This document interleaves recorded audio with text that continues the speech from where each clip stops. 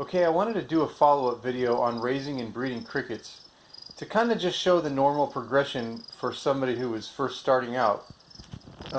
So anyway, once again, this is my breeder colony here, and actually these guys are really old. I didn't mention that in the last video, but the life cycle of a cricket is only about 3 months, the brown crickets.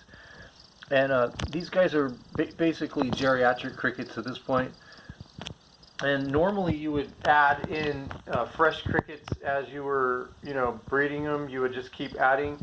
But I'm kind of just considering letting these guys die off and starting fresh, because I kind of want to clean the house out and move them into a smaller one. I really don't need the breeders in this big container. They could go in one of the smaller ones. So anyway, normally you would just keep adding, and they never die out, as these guys are doing. They're just basically decrepit and very old geriatric crickets. There's a dead one right there.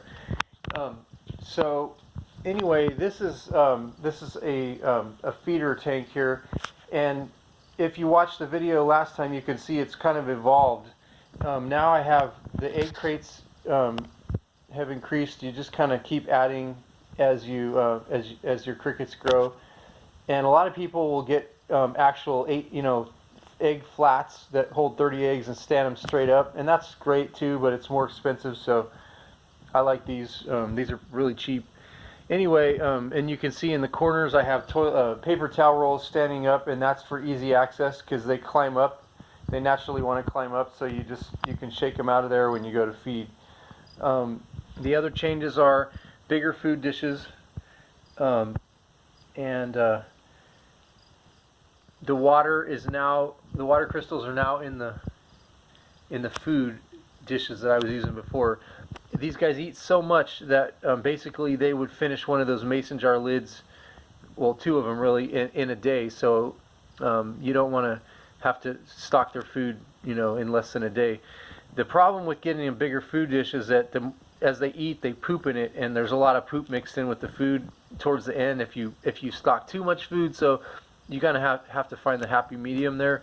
But those are like cream cheese type containers, and you could also use the lids to put the vegetables on if you wanted to. And I still have the soil in there. I don't know if I mentioned this last time, but if you do get microflies in your vegetables, that's why it's nice to have them on a tray, because you just lift the whole tray out and the microflies tend to stay with the vegetables, and then you can just throw them outside because you don't want them getting into the soil. So anyway, there's that one. And I have so many crickets in here, it doesn't necessarily look like it, but there are easily several thousand crickets in there, and they're getting pretty big. They're 3/4 of an inch, so these are the kind you would typically buy, about the size you would typically buy, 3/4 of an inch. They'll be adults in another week or two. And then these are the babies that I had in the clear tank are now in here, and they've also pretty much tripled in size. They're still very small, but they've basically tripled in size, and there are quite a few of them in here. They're hiding. I like to put the soil containers in the middle and keep them moist because they drink out of that. You can't give them water crystals yet. They'll just die. They'll drown in them.